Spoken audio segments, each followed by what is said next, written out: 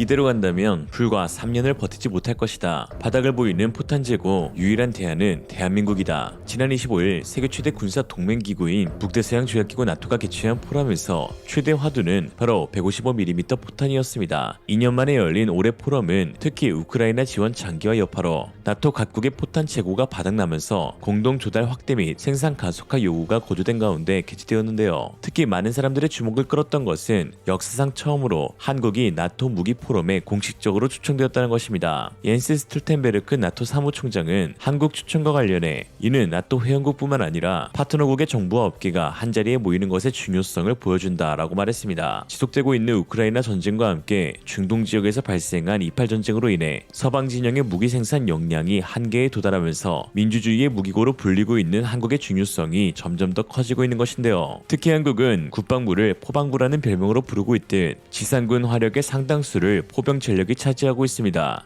그 결과 견인포, 자주포 등 다양한 포는 물론 155mm 포탄 역시 훈련을 통해 지속적으로 소모해야 하기에 포와 관련된 모든 부분의 생산 역량 또한 전 세계에서 가장 뛰어납니다. 특히 유럽 방산업체 대비 매우 뛰어난 가성비를 지니고 있다고 평가받고 있죠. 이런 상황 가운데 최근 충격적인 소식이 전해졌습니다. 독일 매체 벨트가 입수한 기밀 문서에서 독일 방산업체 라인메탈이 생산한 우크라이나용 포탄의 비용이 공개가 되었는데 포탄 한 발당 무려 3,600유로에 달했던 것입니다. 우리 돈으로 환산하면 500만 원이 넘는데요. 매체는 이마저도 단가는 더욱 오를 수 있다며 2022년 2월 러시아의 공격이 시작되기 전 포탄당 2,000유로였던 표준 시장 단가가 현재 급등하게 되었는데 업계 전문가들은 오늘날 새로운 생산에 필요한 재료비가 매우 높아졌다고 주장하고 있습니다. 반면 한국 하나와 풍산에서 생산하고 있는 155mm 포탄의 경우 100만 원 안팎으로 알려져 있습니다. 한때 31만 원으로 알려지기도 했지만 이는 12년 전 가격으로 최근 미국 정보기관의 기밀 문건에서는 한국의 포탄 탄두 40만 발이 K9 자주포와 함께 폴란드로 수출된 것을 알 수 있었는데 당시 탄두 가격만 40만 원이었으며 탄두와 신관, 장약 등의 한 세트 가격은 100만 원 정도로 추정되고 있습니다. 이 역시 라인메탈 포탄의 5분의 1 가격으로 엄청난 가성비를 자랑하죠. 그렇다면 왜 독일 라인메탈 포탄은 비쌌던 것일까요? 유럽의 연간 포탄 생산량은 80만 발이 채 안 되며 그마저도 특정 국가들에게 생산이 집중되어 있습니다. 그중 하나가 독일의 라인메탈인데요. 수요는 많은데 공급은 적으니 당연히 가격이 올라갈 수밖에 없는 구조이고 특히 스페인과 독일은 전 유럽 생산량의 절반 이상을 차지하고 있어 이 두 국가의 업체들이 시장 단가를 결정하게 되어집니다. 거기다 이스라엘과 팔레스타인 무장정파 하마스간 무력 충돌로 인해 서방 진영이 그동안 전폭적 무기 지원을 해온 우크라이나는 물론 이스라엘 역시 포탄 부족 현상을 겪고 있어 북대서양 조약기구의 한 고위관리는 서방의 탄약 비축량이 이제 바닥에 가까워지고 있다고 전했습니다. 지난 1월 미국 국방부는 중동 지역 수요에 대비해 이스라엘에 비축하고 있던 155mm 포탄 수십만 발을 우크라이나로 보낼 것이라고 밝혔고 실제로 겨울 동안 이스라엘 비축분의 절반 정도가 빠져나갔는데 미국은 다시 계획을 수정해 나머지 절반 분량을 이스라엘을 위해 사용하겠다고 하였죠. 미국과 유럽의 제조업체들은 탄약 생산에 속도를 내고 있지만 우크라이나와 이스라엘의 수요를 충족시키고 나토 동맹의 비축량을 다시 채우는 데까지는 최소 수년이 걸릴 것이란 예상이 나오고 있습니다. 또한 군축으로 인해 생산 역량이 저하된 유럽은 다시 함부로 라인을 증설할 수 없다는 것도 문제가 되고 있습니다. 지난 10월 10일 브레이킹 디펜스 뉴스는 노르웨이 방산업체 남모가 장기적인 생산 계약이 없이 공장을 증설했다가는 자사의 목이 부러질 수도 있다면서 최소 15년의 생산 계약이 보장이 되어야 한다라고 했습니다. 그러나 현재까지는 3, 4년의 포탄 공급 계약만이 검토되고 있는 상황에서 라인 증설은 엄두가 나지 않는 것인데요. 남모의 CEO인 모르텐 브렌텍은 우리는 R&D에도 계속 투자해야 하기에 현재 좋은 수익을 위해 가격 인상을 피할 수가 없다라고 말했습니다. 하지만 이러한 상황은 한국에서는 적용되지 않는 이야기입니다. 70년간 남북이 대치 중인 우리나라는 K9을 비롯해 155mm 포 운용 비중이 높고 훈련을 통해 엄청난 양의 포탄을 계속 소비해왔습니다. 한국에서만 사용되는 양이 전 유럽과 맞먹기 때문에 이보다 더 장기적이고 안정적인 계약은 없는 것으로 이에 따라 국내 방산업체도 많은 양의 155mm 포탄을 국내에서 생산해왔습니다. 미국이 한국의 포탄 지원을 요청하는 것도 우크라이나에 추가로 100만 발의 포탄을 제공하기로 한 이유가 한국을 포탄 구매 요청 가능 국가로 언급하고 있는 이유도 모두 이러한 이러한 배경이 있었던 것입니다. 이처럼 세계가 주목하고 있는 민주주의의 무기고 한국, 포탄뿐만 아니라 지상전 무기, 함정, 전투기, 방공체계까지 수많은 한국산 무기들이 전 세계에서 주목받고 있는 또 다른 이유들도 있다고 하는데요.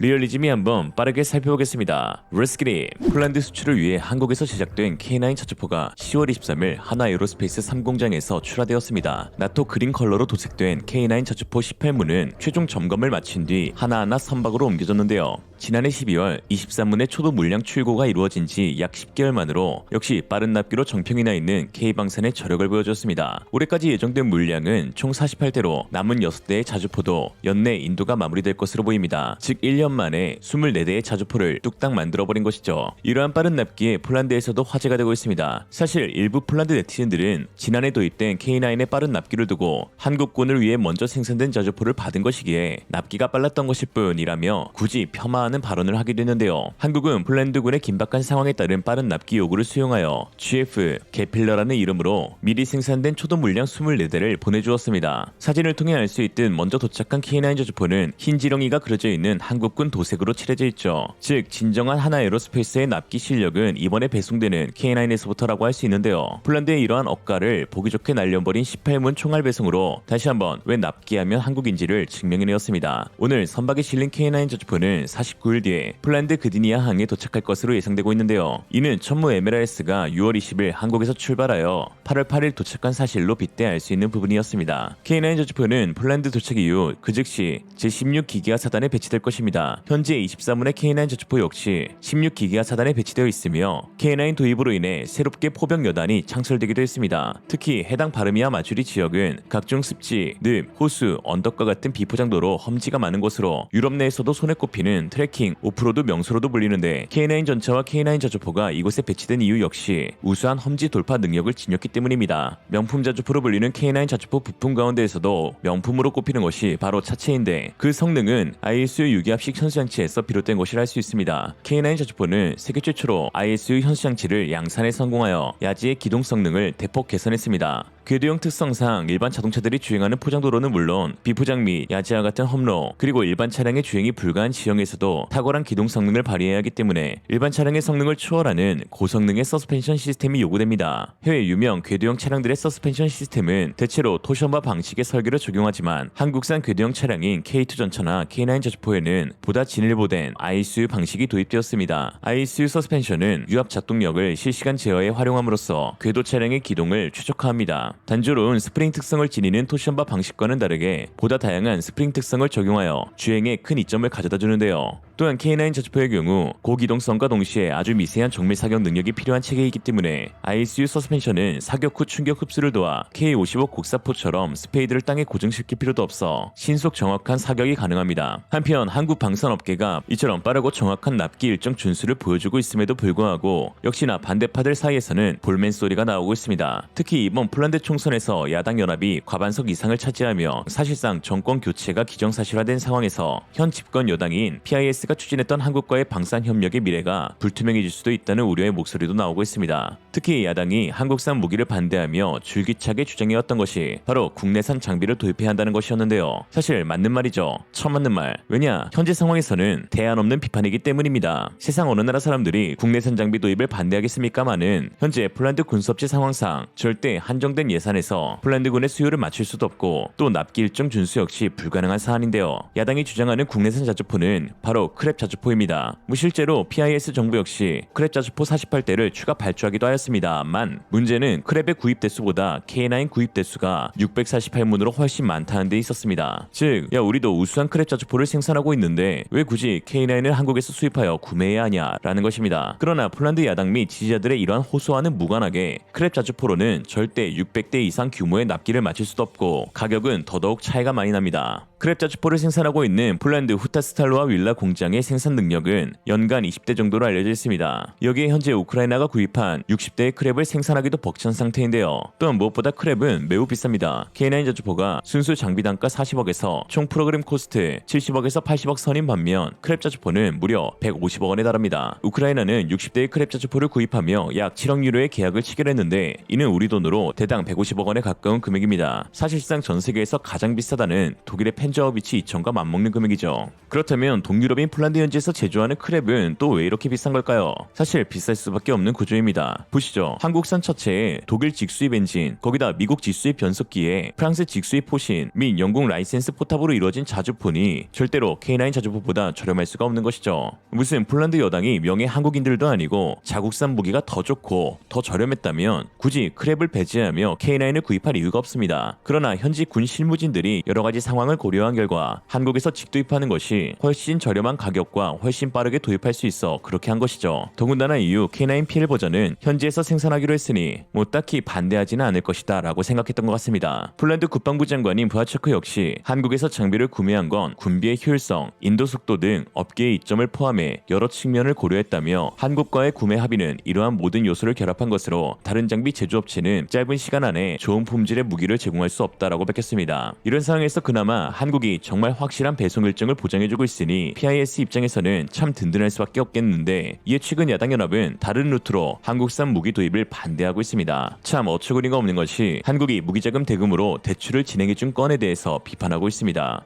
아니 상식적으로 대출을 해준 국가에게 고마워해야 하는 것이 맞지만 폴란드 야당 및 지지자들은 왜 한국에 대출을 요구했냐며 아예 한국산 무기 도입을 철회하라는 입장을 견지하고 있습니다. 헐, 폴란드 매체 머니다 PL의 대출 관련 보도 기사의 댓글들을 보면 유럽인이 아시아인에게서 돈을 빌렸습니다. 창피. 그들은 우리에게 여러 세대에 걸쳐 빚을 지게 할 것이며 심지어 우리의 증손주들도 그 빚을 갚을 것입니다. 우리 정부는 한국 정부인가 아니면 폴란드 정부인가? 아니 우리 무기 산업은 죽어가고 있습니다. 참 잘하고 있다 PIS. 여러분들 선거할 때 이것을 기억하세요. 그들은 테이블 밑에서 아시아인과 거래하기 더 쉽기 때문에 유럽인들보다 아시아인을 선택했습니다. 라고 하였습니다. 사실 비판을 하고 있긴 한데 대안은 전혀 없는 상태인데요. 군비는 증강하고 싶고 돈은 없는데 여기에 대출도 받지 말라 한다면 전쟁 시 곡괭이 들고 싸우는 수밖에 없을 것입니다. 이런 생각 가운데 최근 충격적인 소식이 전해졌는데요. 폴란드가 한국에서 대출을 받을 수밖에 없었던 보다 구체적인 이유가 나왔습니다. 안 그래도 의아하긴 했었죠. 폴란드는 우크라이나 전쟁 발발 후 빠른 무장을 위해 국방 예산을 GDP 대비 2.5%에서 4%로 끌어올리면서 예산을 확보했었으니까요. GDP 대비 4%의 국방 예산은 나토 국가 중에서도 가장 높은 수준이기도 합니다. 대략 37조 원이라는 나름 넉넉한 국방 예산을 지니고 있는 폴란드였지만 생각지도 못한 곳에서 구멍이 발생했습니다. 최근 폴란드 싱크탱크 RG의 조사 결과에 따르면 보루스 보병전투 차량의 프로토타입의 대당 비용은 3,600만 질로티, 즉 계획보다 1,100만 질로티가 더 높으며 폴란드의 방공 시스템인 나레프의 가격은 초기에는 250억 질로티로 예상되었지만 현재는 600억에서 800억으로 증가했다고 했습니다. 즉 한마디로 폴란드가 예상치 못한 대출을 실시한 데에는 자국에서 도입하기로 한 국산 장비들의 기하급수적인 단가 폭증이 영향을 끼쳤다는 것이죠.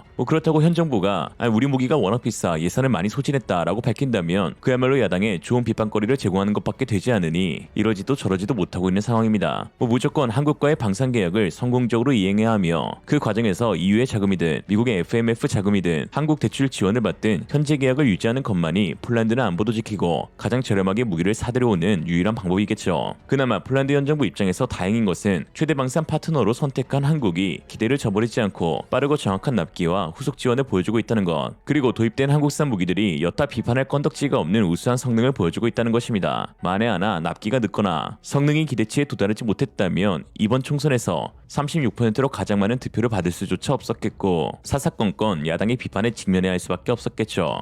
그러니 야당 입장에서는 K방산 업체들이 약간은 미울 수도 어찌됐든 결국 폴란드의 살 길은 한국과의 협력을 이어가는 것밖에 없습니다. 유일한 대안은 대한이다. 오늘의 한 줄 평, 폴란드 야당이 한국산 무기가 탐탁치 않은 이유, 대부분 독일계 폴란드인. 지난해 우리 방산 수출이 사상 최대 규모인 173억 달러를 기록한 가운데 성능이 우수하고 가격 경쟁력이 뛰어난 한국산 무기 체계가 중동에서 또 한 번 큰 관심을 끌고 있습니다. 지난 24일 한국과 사우디가 대규모 방산 협력 논의를 마친 뒤 김태우 국가안보실 차장은 대공방어 체계, 활용무기 등 다양한 분야에서 방산 협력 논의가 막바지 단계로 진행되고 있다며 수출 계약 성사 단계에 와 있고 그 규모와 액수는 상당히 크다라고 말했습니다. 군 안팎에선 중거리 지대공 요격 무기인 청궁2가 유력하게 거론되고 있는 상황입니다. 청궁2는 지난해 1월 약 35억 달러, 4조 8천억 원 규모로 사우디의 예멘 내전 동맹국인 아랍에미리트의 수출 계약이 체결된 바도 있습니다. 한국형 패트리어트로 불리는 청궁2는 적항공기와 탄도미사일 요격을 위해 국내 기술로 개발된 중거리 유도무기 무기입니다. 국방과학연구소 주도로 LIG 넥스원이 개발 제작을 맡고 있으며 발사대 한 기당 최대 8발의 요격 미사일이 장착되는 차량 탑재형 수직 발사대와 다기능 레이더, 교전 통제소로 구성됩니다. 특히 요격 미사일 한 발의 가격은 약 15억 원으로 동급으로 평가받는 미국 패트리어트 미사일 대비 약 3분의 1의 매우 뛰어난 가격 경쟁력을 자랑합니다. 현재 긴박한 중동 정세상 아직 정확한 계약 규모가 밝혀지진 않았지만 최소 5조 원에서 10조 원 이상의 계약이 체결될 것으로 기대되고 있는 상황이죠. 사우디아라비아가 천공을 원하고 있는 이유는 예멘 후티 반군의 탄도미사일과 드론 공격에 대응하기 위한 대공 요격 무기가 절실하기 때문입니다. 지난 22일 아랍 매체 뉴아랍의 조나단 펜턴 합의 칼럼니스트에 따르면 이스라엘을 향한 하마스의 공격 시도는 후티 반군의 잠재적인 위협을 극대화시킬 수 있다면서 정세가 혼란한 틈을 타 후티 반군이 예멘 내에서의 영향력을 확대하기 위해 예멘 정부를 돕고 있는 사우디아라비아의 군사적 위협을 가할 수도 있다는 분석을 내놨습니다. 이 밖에 여러 군사 전문가들 역시 전 세계 최대 화약고가 된 중동에서 동시다발적인 전쟁이 발생할 수 있으며 이에 각국은 방어자산 획득에 최선을 다하고 있다고 했죠. 그러나 이 중요한 시점에 사우디에게 예상치 못한 일이 발생했습니다. 사우디 빈살만 왕세자와 기싸움을 벌이고 있는 미국의 바이든 대통령은 예멘에서 군사작전 중인 사우디에 대한 지원을 제안했으며 사우디에 배치했던 패트리어트 대공 미사일을 철수시키기까지 했습니다. 물론 사우디 자체적으로 군이 운용하는 패트리어트 미사일을 보유하고 있긴 합니다. 그러나 패트리어트가 후티 반군의 미사일을 요격에 실패하는 모습을 보여주면서 사우디 군내에서는 성능에 대한 의심이 나오고 있는 상황인데요. 대표적인 예로 2019년 세계 최대 석유단지 아브카이크와 쿠라이스를 겨냥한 후티 반군의 미사일 및 드론 공격을 두고 월스트리트저널은 사우디 관계자들은 공격을 전혀 예상하지 못했고 패트리어트 시스템은 적발과 격추에 모두 실패했다라고 꼬집었습니다. 이에 해외 매체 포린폴리시는 패트리어트 미사일은 미국에서 만들어지고 모든 곳에서 실패합니다 라는 제목의 기사를 통해 다음과 같이 말했습니다.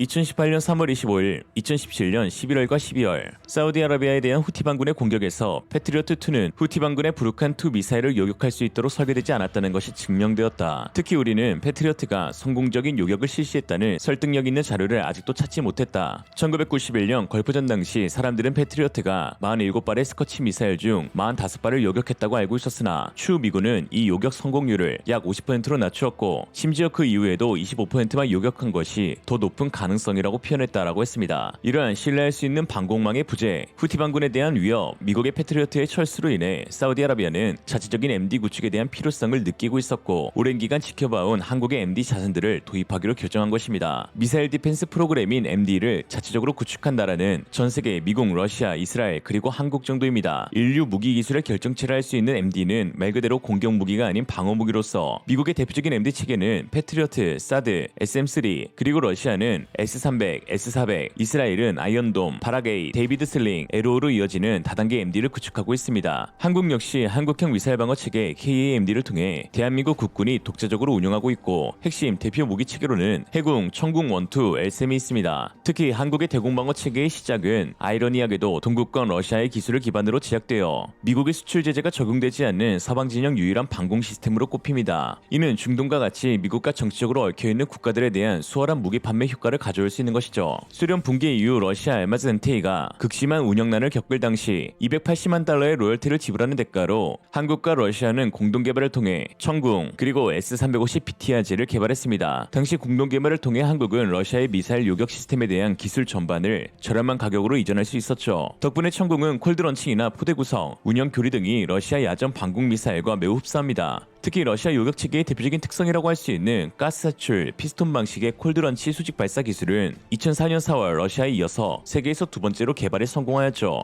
기본적인 시스템은 러시아식을 따르지만 서방 진영의 기술도 채용되었는데요. 즉 천궁 초기 설계에는 러시아와 미국의 기술이 합쳐진 것으로 러시아 S300이 측추력기용 로켓 연소관이 하나인 반면 천궁은 여러 개의 소형 연소관이 각각 달린 측추력기를 사용하는 방식으로 미국 패트리어트3와 같은 방식을 사용하고 있습니다. 여기에 최근 개발되어 실전 배치가 완료된 천궁2는 국산화율이 무려 95% 이상에 달하는데요. LIG 넥스원은 천궁2가 기존 천궁을 기반으로 성능 개량을 했지만 완전히 새로운 무기체계나 다름없을 정도로 신기술들이 많이 접목되었다고 했습니다. 실제로 유도탄의 형상부터 구동기, 측추력기, 추진기관이 모두 새로 개발되어 통합 제어 기술이 더 어렵고 복잡해졌는데요. 우선 탄도탄 요격을 위한 교전 통제 기술과 다기능 레이더 탄도탄 추적 기술이 적용되었는데 유도탄은 전방 날개 조종형 형상 설계와 제어 기술, 연속 추력형, 측추력 등의 기술이 적용돼 반응 속도가 더 빨라졌습니다. 탄두는 근접 신관을 사용한 파편형 탄두를 가진 천궁과 달리 유도탄을 직격해 파괴하는 위력 증강형 탄두를 탑재하였죠. 사실상 현재 천궁 시스템은 한국의 독자적인 고유의 기술로 개발 제작되고 있다고 할 수 있습니다. 이에 사실상 서방 국가들 가운데서 중동 지역에 MD 체계를 판매할 수 있는 유일한 국가는 한국밖에 없는 상황이죠. 미국은 QM이라는 이스라엘의 영내 군사적 우위 정책을 유지하고 있고 이에 UAE나 사우디아라비아에 자국 MD 체계를 수출하길 꺼리고 있습니다. 이스라엘 역시 팔레스타인에게 지지를 보내고 있는 UAE와 사우디를 껄끄러워하고 있죠. 이런 상황에 한국은 천궁을 중동 현지에서 사용하기 알맞도록 현지화 개량에도 적극적으로 나서고 있습니다. 그동안 패트리어트가 유독 중동 지역에서 요격률이 떨어지는 모습을 보여준 데에는 60도 이상으로 치솟는 무더운 날씨 때문으로 분석되고 있습니다. 높은 온도에서는 안테나의 재료나 구조가 열 스트레스에 노출되면 그 물성이 변할 수 있으며 이로 인해 안테나의 패턴 및 방사 특성이 변동될 수 있고 이는 레이더의 탐지 및 추적 성능에 영향을 미칠 수 있기 때문입니다. 또한 전자부품에서 방출되는 열은 다른 레이더 시스템 또는 통신 시스템의 간섭을 일으킬 수 있으며 이로 인해 신호 품질이 저하될 수 있죠. 이 한국은 UAE에 천궁2를 수출할 당시 한국군 도입 물량과 다른 순행식 냉각 체계의 MFR 레이더를 개발해 수출하였습니다. 한국은 온대기후이기에 아무리 더워도 42도 이상까지 기온이 상승하지 않기에 한여름에도 외부 공기를 흡입해 레이더의 주요 구성품 사이에 흘려보내는 송풍형 방식으로 충분히 냉각이 가능한데요. 그러나 중동은 최대 60도 이상까지 상승하는 사막기후로 냉각 능력 향상이 절대적이었던 만큼 순행식 냉각 체계의 개발은 필수적이었습니다. 사실 천궁 MFR 레이더를 개발한 하나 시스템은 자사의 초기 송풍형 냉각 체계가 외부 온도 60도까지 문제없이 작동하는 것을 확인했으나 문제는 모래먼지였습니다. 공기 필터를 활용해 모래먼지를 걸러낸 후 정화된 공기를 레이더에 직접 공급하는 송풍형 냉각 체계의 개발은 결코 쉽지 않았기 때문이죠. 이에 애초에 냉각 효율이 뛰어난 순행식 체계를 개발하였고 결국 2022년 유해에서 진행된 첫 실제 사격에 100%의 요격률을 선보이면서 한국산 무기 체계에 대한 성능을 증명해내었습니다. 특히 이번 사우디와 한국의 방산 협력에서 주목해야 할 만한 것이 있습니다. 사우디 측이 일회성 협력이 아닌 장기적이고 체계적인 협력을 요구한 것인데요. 즉 MD 전반에 대한 상호 협력을 약속한 것인데 이로써 한국이 개발 중인 LSM의 수출 가능성도 높아지고 있습니다. 사실 그동안 지속적으로 사우디와 UAE는 한국형 사드 LSM에 대한 관심을 내비쳐왔습니다. UAE 아부다비에서 열린 아덱스 2023의 하나통합 부스에는 무함마드 빈 자이드 알라이안 UAE 대통령이 직접 방문하기도 했는데 당시 무함마드는 상당히 구체적으로 LSM이 360도 방어가 가능한가, 어떤 규격의 미사일이 있는데 이를 잘 탐지할 수 있는가, 이를 수입할 때 규제 같은 것이 있는가 등을 물었다고 하나시스템 어성철 대표가 전했습니다. 또한 올해 열린 서울 아덱스 2023 전시회 기간에 하나부스에 방문한 사우디 칼레드 빈 국방부 정무차관은 MSM의 현지화에 대한 질문과 함께 장거리 지대공 미사일 LSM에도 큰 관심을 보인 것으로 밝혀졌죠.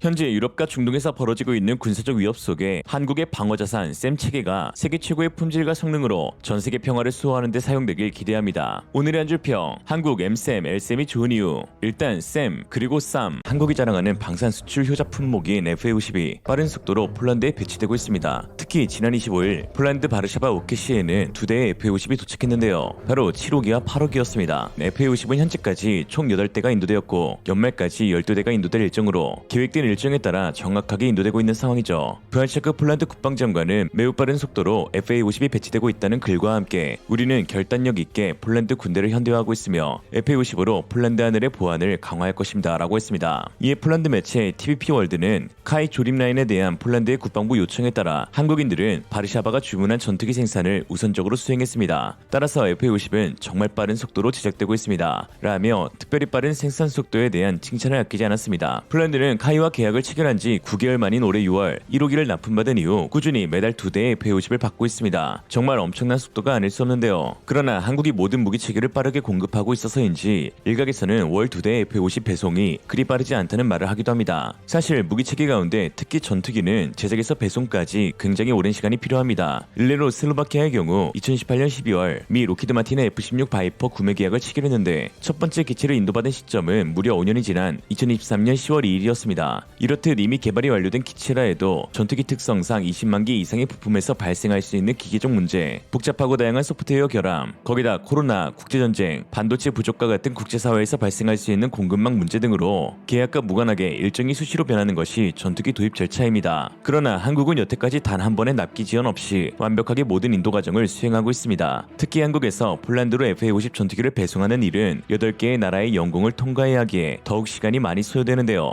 기존 루트인 러시아를 지나는 영공이 우크라이나와 러시아의 전쟁으로 인해 이용하지 못하기 때문에 한국, 일본, 미국, 캐나다, 그린란드, 아이슬란드 폴란드, 노르웨이, 스웨덴을 거쳐 폴란드에 도착하게 됩니다. 특히나 폴란드의 요구에 따라 선박이 아닌 항공 화물로 보내기에 동체와 날개, 엔진이 각각 분리된 채로 한국을 출발하게 되는데요. 도착 이후 즉시 한국에서 파견 나간 정비요원 5명이 투입되어 일주일 만에 다시 재조립되어집니다. 이렇게 다시 재조립하면 문제가 발생하지 않냐 하실 수 있는데, 이에 관해 폴란드 카이 사무소장은 전부 정밀 가공해서 만들었기 때문에 다시 조립하는 과정에서 어떤 결함이 발생할 가능성은 없다라고 단언하였죠. 한국이 유례없는 빠른 배송을 보장해주고 있음에도 아이러니하게 폴란드 내부에서는 비판의 목소리가 나오고 있습니다. 총선이 끝난 지 얼마 안 된 터라 폴란드 방산 계약이 주요 논쟁거리로 남아있는 상황에서 특히 FA50은 야당과 지지자들에게 주된 먹잇감이 되고 있는 형국입니다. 프라체코 국방부 장관이 자신의 SNS에 FA50 도착 소식을 알리자 현 시점 댓글이 600개 이상 달렸는데 대부분 비판의 글이었습니다.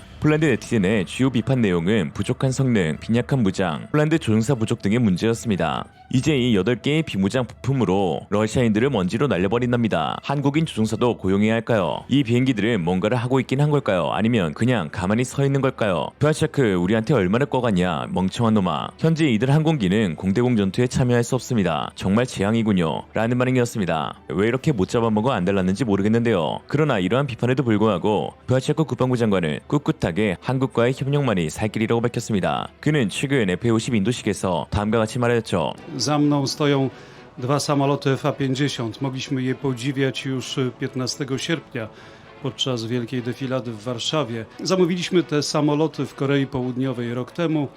2 egzemplarze już są w Polsce, sił powietrznych tu, do bazy w Mińsku Mazowieckim. Pamiętam te lata przed 2015 rokiem, kiedy zastanawiano się, jakie będą perspektywy do bazy w Mińsku Mazowieckim, polskich sił powietrznych, jakie będą perspektywy, była taka niemoc.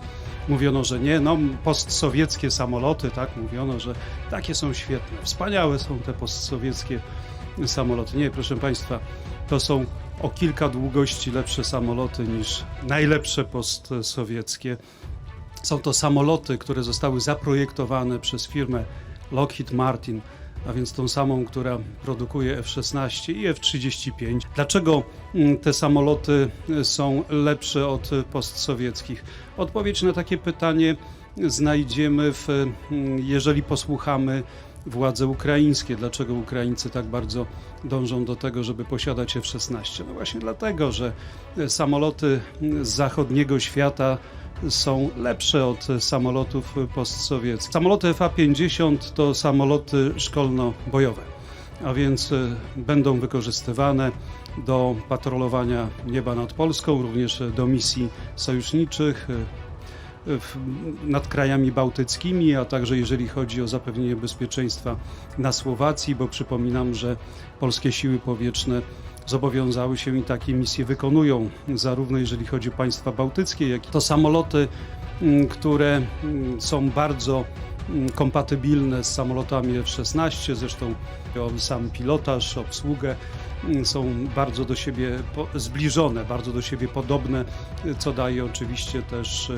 korzyści polegające na tym, że piloci FA-50 ważne z punktu widzenia obronności. Proszę Państwa, konsekwentnie zwiększamy siłę polskich sił powietrznych. Będziemy i jesteśmy konsekwentni w tym procesie, a więc zastępujemy samoloty postsowieckie samolotami zachodniej produkcji.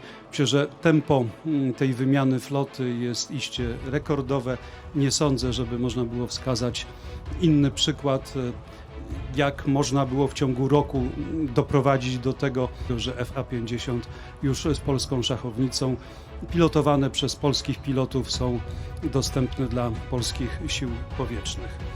또한 폴란드 공군 크지스토프 스토비에치 대령 역시 우리의 요구를 충족시켜줄 수 있는 기업은 전 세계에서 카이가 유일하다라고 밝히기도 했는데요. In Polish Air Force, M346 are used as a training aircraft in Air Force Academy. This program began a few years ago, and as I know, there were no possibility to extend the contract because we are talking about the 48 modern aircraft in the short period of time. So it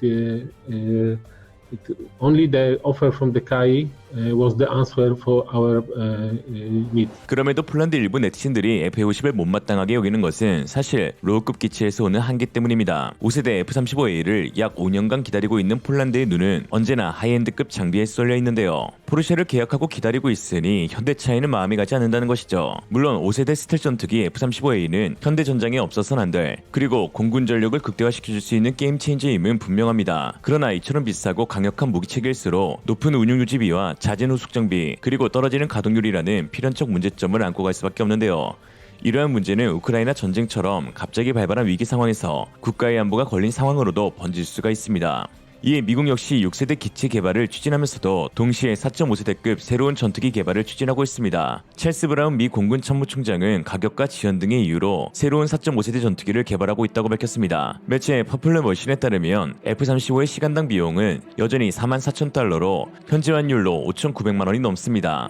평균 공군 조종사는 연간 200시간, 즉 배치기간 동안 연간 350시간을 비행하므로 조종사당 연간 900만에서 1,570만 달러에 이르는데요. 이에 1,000시간을 보낸 F-35의 총 유지 비용은 무려 4,400만 달러로 거의 새 전투기를 도입하는 비용의 절반 이상이 소요됩니다. 그에 비해 FA50의 시간당 운용 유지비는 500만 원을 넘기지 않는 것으로 알려지고 있죠. 여기에 현재 전세계 공군들이 운용하고 있는 전투기들 가운데 FA50의 가동률을 능가할 수 있는 기종은 없습니다. 폴란드가 운용했던 M346의 경우 가동률이 40%대를 밑돌았지만 FA50은 평균 85% 이상, 높게는 90%대까지 유지되고 있는 상황입니다. 같은 시간을 준다면 가장 많은 출격 횟수를 보여줄 수 있는 기체라는 것이죠. 한편 폴란드가 FA50을 인도받은 날 한국에서도 놀라운 소식이 전해졌습니다. 공군이 FA50 10만 시간 무사고 비행 기록을 달성한 것인데요. 제103 전투 비행대대가 2013년 9월 16일 FA50을 최초 비행한 이후 약 10년 만으로 지금까지 총 비행 거리는 5,500만 킬로미터. 이는 지구에서 달까지 거리의 약 140배에 달합니다. 현재 약 60대 FA50을 운용하고 있는 공군은 이번 기록 달성에 대해 한국형 비행교육 체계를 통해 배출된 조종사들의 우수한 역량이 있었기 때문이라며 비행 안전을 위한 밤낮 없는 노력도 기록 달성에 한몫했다라고 말했습니다. 이번에 기록을 달성한 FA50에 탑승한 전투조종사 김남영 소령 역시 위대한 기록에는 FA50 조종사들과 정비사들의 피땀 어린 노력이 배어있다라고 말했죠. 사실 폴란드에서도 FA50이 지니고 있는 가성비와 안전성, 그리고 높은 가동률에 대해서는 비판을 하지 않고 있습니다. 아니, 못하고 있는 것이겠죠.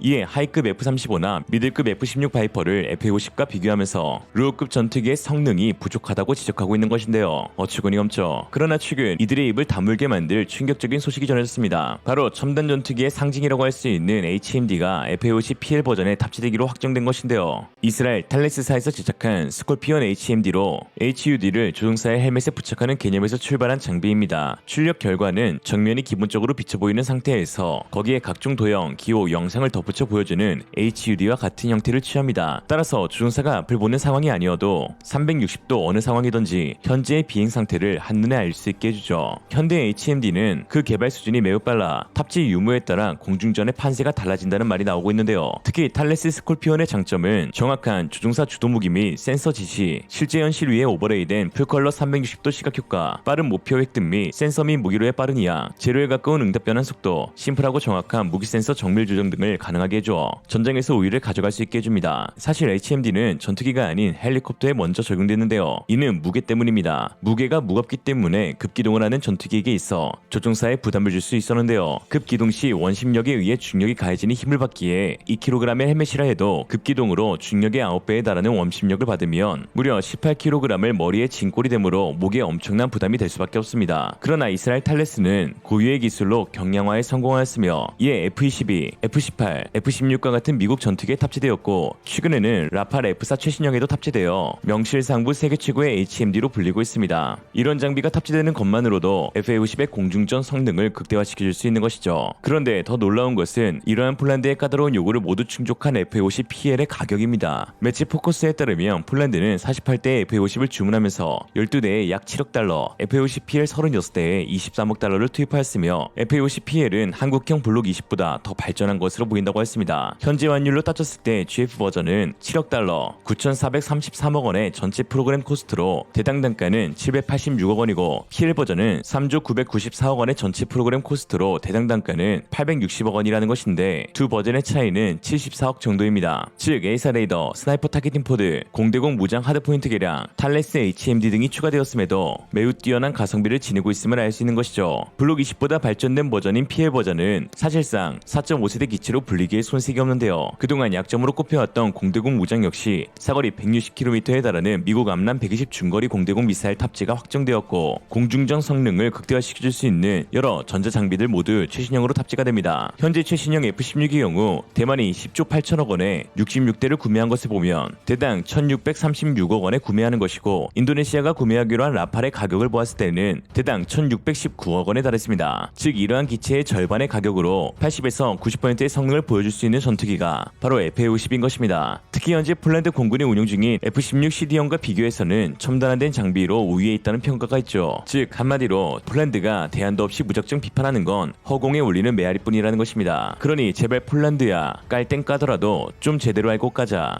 오늘 한 줄평 FA-50 비판하는 사람들의 특징 F-35 5년째 못 받는 건 늘 모르세. 최근 야당의 승리로 끝난 폴란드 총선 결과에 따라 현 정부가 추진한 한국-폴란드 방산계약이 축소 또는 취소될 수 있다는 우려가 나오고 있습니다. 이러한 분석은 비단 주 계약자인 한국에서만 나오고 있는 것은 아닌데요. 세계적인 군사 매체 디펜스 뉴스의 피터 도란 기자는 칼럼을 통해 폴란드 차기 정부를 구성할 것으로 보이는 야당 지도자들은 가장 먼저 국방 예산에 손을 댈 것이고 이는 폴란드가 한국과 미국에서 체결한 방산계약에 변화가 있을 수 있다는 것을 의미한다라고 했습니다. 그럼 피터 도란 기자의 냉철한 분석을 한번 빠르게 살펴보죠. 레스기리. 폴란드 총선 결과를 본 야당 지도자이자 전 폴란드 총리인 도널드 투스크는 비록 자신의 당은 2위를 차지했지만 야당 연합이 과반을 넘는 의석을 차지한 데 승리를 주장하면서 자기 정당의 성공을 축하했습니다. 그는 내 인생에서 2위를 차지한 것이 이처럼 행복했던 적은 없었습니다. 라고 말했습니다. 투스크가 정부를 구성하기 위해서는 함께 연합한 소규모 야권 정당들의 지원이 필요할 것입니다. 이들을 자신의 정치적 집단 안에 두기 위해서는 대규모 예산이 투입되는 프로그램을 던져주어야 할 것이며 이로 인해 현재 국가의 GDP 3.9%에 달하는 폴란드의 강력한 국방 예산이 제일 먼저 희생될 것으로 보입니다. 또한 선거 기간 중 투스크는 유권자들에게 다시 한번 친유럽 연합 정책으로 복귀하겠다고 약속하면서 현 정부가 한국과 미국에서 추진한 방산 계약이 도마 위에 오르게 되었습니다. 특히 지상무기 체계에서는 최첨단 주력 전차를 배치하려는 폴란드의 계획에 새로운 변화가 있을 수 있습니다. 올해 초 PIS 정부는 한국으로부터 K2 전차 1000대 구매를 위한 계약을 체결했습니다. 그러나 폴란드는 전통적으로 새 정부가 전임 정부의 국방 결정을 훼손하거나 수정하는 것을 즐겨왔습니다. 이는 PIS 역시 마찬가지였는데 2015년 당시 PIS는 유럽 방산업체 에어버스의 카라칼 다목적 헬리콥터 50대 구매 계약을 취소한 후 대신 미국 블랙호크의 폴란드산 버전을 만들기로 결정했습니다. 이처럼 차기 정부가 유력한 투스크 정부 역시 방위산업 관계를 친유럽, 친독일로 변경하기 위해 군사력 증강 계획을 축소할 가능성이 매우 높습니다. 라고 했습니다. 사실이라면 정말 큰일인데요. 그러나 현지 상황을 잘 알고 있는 폴란드 군사 전문가들은 기존 한국과 맺은 계약을 취소하는 것만큼 어리석은 일은 없을 것이라며 폴란드 야당의 움직임을 비판하기도 하였습니다. Witam Państwa, Michał Trześniewski, to jest program Wolne Głosy. Co zmieniło się w Wojsku Polskim w ostatniej kadencji? Co z rekordowymi kontraktami zbrojeniowymi podpisanymi przez obecny rząd? O tym wszystkim będziemy rozmawiać, będziemy podsumowywać, a jest z nami pan redaktor Andrzej Kiński, redaktor naczelny magazynu Wojsko i Technika. Dzień dobry. Dzień dobry panie redaktorze, dzień dobry państwu. Drogami do tego, żeby przyspieszyć zamówienia, uzbrojenia i sprzętu wojskowego tak w krajowym przemyśle, jak i za granicą, co na pewno te procedury pozwoliło przyspieszyć, ale zaowocowało to konkretami. To naprawdę rekord świata, że niektóre typy uzbrojenia, które zostały zamówione w połowie ubiegłego roku, już ich pierwsze egzemplarze trafiły do Polski po około pół roku, pozwalając na pełną intensyfikację szkolenia żołnierzy. Oczywiście również bardzo istotna jest ustawa o obronie ojczyzny, która nakreśliła ramy organizacyjne i liczbowe i finansowe, które w perspektywie miały zaowocować w perspektywie dosyć długiej, bo do 2035 roku. W ciągu dosłownie ostatnich kilku lat Ministerstwo Obrony Narodowej zakontraktowało sprzęt wojskowy na kilkaset miliardów złotych. Przypomnę te najważniejsze kontrakty. Chodzi o zakup czołgów Abrams, systemów HIMARS, koreańskich czołgów Black Panther, wyrzutni Chunmu, to są koreańskie wyrzutnie artyleryjskie, a także podpisano w końcu umowy na tarczę, na budowę nowoczesnej tarczy antyrakietowej, na drugą fazę programu Wisła, na program Narew, Pilica i tak dalej. Czy jest ryzyko, że nowy rząd, który powiedzmy, że będzie mniej interesował się sprawami bezpieczeństwa, bo wiele na to wskazuje, czy on może zrezygnować z tych kontraktów? Czy one już zostały zawarte i to jest jak amen w pacierzu, musi być zrealizowany? PO-PSL. Myślę, że też nikt nie zakwestionuje zakupu samolotów F-35, zamówień złożonych w polskim przemyśle obronnym, czy tych umów z przemysłem Republiki Korei, które mają charakter umów wykonawczych, a więc tych, gdzie doszło do zamówienia konkretnych ilości sprzętu za konkretne pieniądze i w określonym czasie. Możemy mieć tutaj do czynienia z ewentualnym renegocjowaniem czy niewykorzystaniem w pełni umów ramowych. Przypomnę, że chociażby w przypadku czołgów K2 ta umowa wykonawcza opiewa na 180 czołgów, a umowa ramowa dotyczy aż 1000 czołgów. A więc to też musi być dopasowane do docelowych struktur, do możliwości finansowych. A więc czy z tych czołgów 1000 wszystkie trafią do naszych sił zbrojnych, czy na przykład tylko połowa, to może być rzeczywiście to może być kwestia decyzji następnego rządu. To samo dotyczy tych umów ze Stanami Zjednoczonymi, jeszcze zdeterminowane, że musimy kupić. Czyli jeszcze nie została podpisana umowa wykonawcza na ten sprzęt umowa wojskowy. Tutaj międzyrządowa umowa dostaw. I tutaj musimy postawić kropkę. Będziemy oczywiście to cały czas bacznie monitorować. Bardzo dziękuję. Pan Andrzej Kiński był naszym gościem, redaktor naczelny magazynu Wojsko i Technika. Dziękuję panie redaktorze. dziękuję również. Do widzenia państwu. 사실 킨스키 편집장의 말처럼 투스크는 과반 의석을 차지한 야당 연합의 수장이 되자마자 이미 한 차례 취소되었던 폴란드 독일 합작 레오파르트 수리 공장을 재추진하겠다고 밝혔습니다. 우크라이나를 돕는다는 명분이었는데요. 그러나 대부분의 사람들은 친독일 성향을 지닌 투스크가 독일이 원하는 정책을 수행하는 것이라고 내다봤습니다. 차기 총리로 매우 유력한 투스크는 독일계 폴란드인으로 친독 성향 정치인이라는 사실은 공공연한 사실입니다. 이에 현 집권 여당인 PIS는 선거 전부터 투스크의 친독 성향에 대한 비판 네거티브를 정치적으로 이용하기도 하였죠. 실제로 투스크는 2014년 당시 독일 총리였던 앙겔라 메르켈의 지원을 받아 유럽 이사회 의장이 되었었는데 그 이후 PIS 당대표 카진스키는 투스크를 향해 독일 스파이, 반역자, 독일 꼭두각시로 폄하하였습니다. 현 폴란드 총리 마테우스 모라비에츠키는 최근 투스크를 향해 폴란드 정치의 가장 큰 해충이라고 부르기까지 하였죠. 선거 이후에도 지속적으로 독일과 친독 정치인들에 대한 반감을 드러내고 있는 PIS인데요. 카진스키는 최대 야당인 시민 플랫폼을 언급하면서 그 당의 시작은 매우 분명한데 독일의 이익과 분명하게 일치하는 정책을 따르는 것뿐이다 라고 했습니다. 이에 최대 40조 원에 달하는 한국과 폴란드의 방산 계약을 혹시 독일에서 하이제킹하진 않을까 우려되고 있는 것도 사실입니다. 그러나 폴란드 야당이 집권한 이후 한국산 전차 계약을 취소 혹은 변경하더라도 독일산 레오파르트 전차를 구입하는 것은 쉽지만은 않아 보이는데요. 독일 방산업계의 고질적인 덤탱이 가격과 납기 지연 문제로 인해 이미 구매를 추진했다가 취소하는 사례도 나오고 있기 때문입니다. 지난 10월 12일 군사 매체 탑5에 따르면 노르웨이 정부가 옵션으로 구매하기로 했던 18대의 최신형 레오파르트 2AA 전차 18대의 구입을 포기하기로 확정했다는 제목의 기사를 보도했습니다. 노르웨이 육군 참모총장 라스 레르빅은 추가 전차보다 대공 방어 및 장거리 사격 능력에 투자하기로 결정했다라고 했는데요.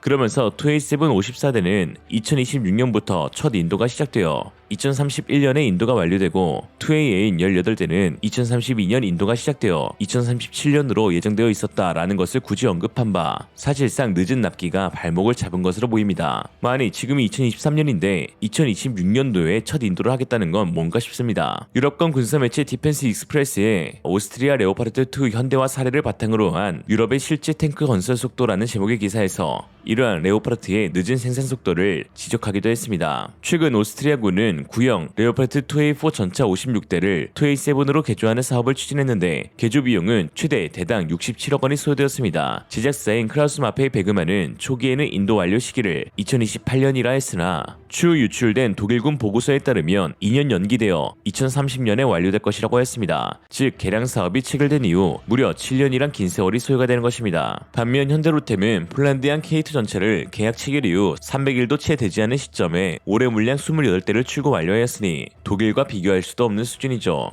또한 매체는 현재 크라우스 마페이 베그만의 생산 능력이 초과되어 더 이상 추가 주문을 받기도 어려운 상황이라 했는데요. 현재까지 노르웨이용 54대 2A7, 독일군용 18대 2A8, 이탈리아용 133대 2A8의 주문 계약이 이루어져 있는 상황이고 우크라이나를 위해 각국이 기부한 구형 레오파르트 전차를 수리하는 데에도 많은 인력들이 투입되고 있다고 했습니다. 즉 구매하고 싶어도 할 수가 없는 상황이죠. 폴란드가 원하는 1000대의 전차 계약 주체가 독일로 변경되어도 절대로 독일 크라우스 마페이 베그만은 폴란드가 원하는 납기 일정을 맞출 수가 없습니다. 물론 폴란드 일각에서는 1차 계약 180대의 K2 전차를 도입하면 전차 수요는 충분할 것으로 보인다라고 말하고 있습니다. 물론 유럽 내에서도 180대의 전차를 보유한 국가는 손에 꼽으며 현재 러시아가 보유하고 있는 전차의 수가 줄어들고 있다는 점에서 충분히 일리가 있는 말이죠. 그러나 최근 충격적인 소식이 전해졌습니다. 해외 군사 매체 불가리안 밀리터리에 따르면 중국이 러시아에게 수백 대의 전차를 지원해줄 수 있다는 보도가 나왔습니다. 그러면서 직접적인 완제품 지원이 아닌 간접적 우회 지원을 통해 러시아의 전차 생산 속도를 급속도로 향상시켜 줄 수 있다고 한 것인데요. 매체는 다음과 같이 보도했습니다. 중국의 타입 99 전차 생산 시설은 러시아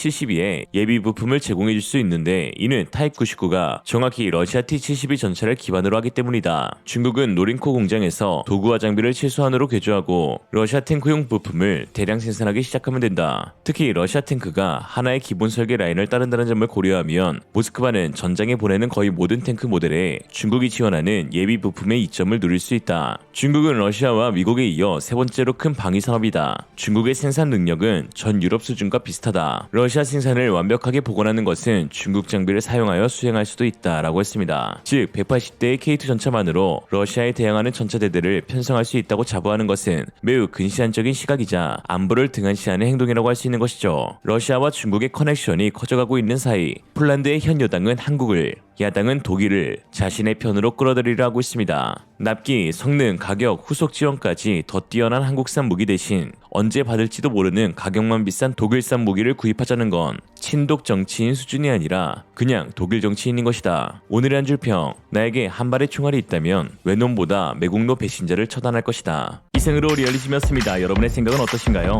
현명하고 지혜로운 여러분의 의견을 지금 댓글에 남겨주세요. 감사합니다.